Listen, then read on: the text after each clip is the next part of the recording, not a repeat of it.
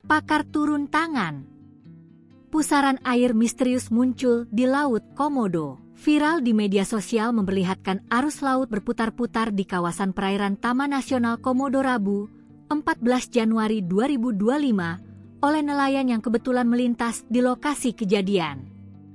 Dalam rekaman tersebut terlihat pusaran arus laut yang cukup kuat. Badan Meteorologi, Klimatologi, dan Geofisika (BMKG) Stasiun Meteorologi Komodo memberikan penjelasan bahwa perairan Taman Nasional Komodo merupakan perairan semi tertutup yang relatif terlindungi dari gelombang laut lepas. Oleh karenanya, menurut Maria, gelombang signifikan umumnya lebih sering terjadi di sisi terluar perairan. Dia mengatakan, di dalam kawasan Taman Nasional, gelombang tinggi bersifat tidak menetap dan biasanya muncul pada kondisi tertentu seperti saat atau sebelum terjadi hujan yang disertai angin kencang. Faktor utama yang secara konsisten mempengaruhi keselamatan pelayaran di wilayah ini bukanlah gelombang, melainkan dinamika arus laut. Dia menyebut, pihak kantor Kesyahbandaran dan otoritas pelabuhan, KSOP, bersama unsur maritim lainnya, telah memiliki peta dan hasil identifikasi wilayah perairan tertentu yang patut diwaspadai terjadinya pusaran arus,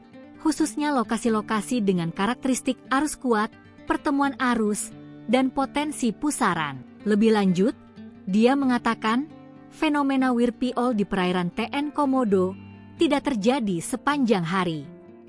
Namun, dapat muncul berulang pada waktu-waktu tertentu.